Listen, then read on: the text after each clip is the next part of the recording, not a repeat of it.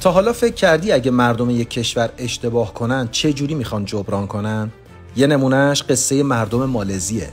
تا دهه 80 مالزی یک کشوری بود با اقتصاد مبتنی بر صادرات مواد خام. 55% از مردم فقیر بودند و همیشه بین فرقه‌های مختلف تنش و درگیری بود.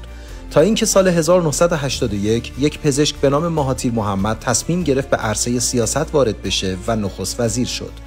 روزی که نخست وزیر شد روی درب مطبش یک برگه چسبوند و نوشت دکتر برای درمان کشور رفته. مهاتیر معتقد بود راه نجات مالزی خروج از کشاورزی و صنعتی شدنه. اون پولهای کشور رو صرف زیرساخت‌ها کرد. بزرگراه مهم شمال به جنوب رو ساخت. فرودگاه بزرگ کوالالامپور، شهر سایبرجایا یا همون شهر فناوری مالزی، کارخونه خودروسازی پروتون و غول انرژی آسیا یعنی شرکت پتروناس رو هم ایجاد کرد. تا اینکه مالزی به مسیر توسعه افتاد و رشد اقتصادی 7% رو تجربه کرد. نرخ بیکاری به زیر 3% رسید و نرخ فقر به زیر 8%. سال 1997 بحران اقتصادی همه کشورهای آسیا رو درگیر کرد. مالزی هم از این ماجرا مستثنا نبود. ارزش رینگت سقوط کرد و ارزش بورس مالزی 70% افت کرد.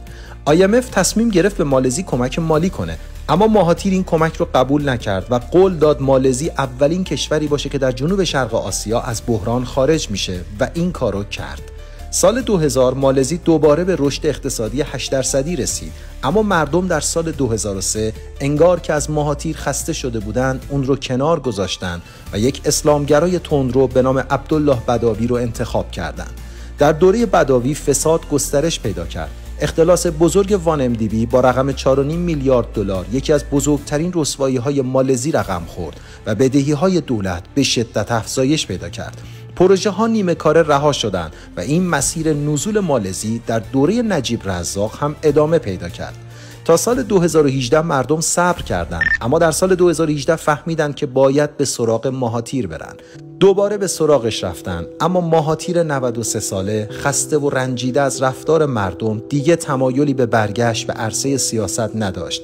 بالاخره با اصرار مردم مهاتیر به عنوان مشاور به سیاست برگشت، اما دیگه مالزی به مسیر توسعه برنگشت و این قصه مردمیه که متوجه نشدن رفاه در یک کشور با چه اقداماتی رقم میخوره و دلسوز واقعی مردم کیه و مردم فریب خورده مالزی درس عبرتی شدند برای همه مردم جهان. من مهدی میررفیع هستم و برای شنیدن ماجراهای عبرت آموز اقتصاد پیج منو دنبال کن.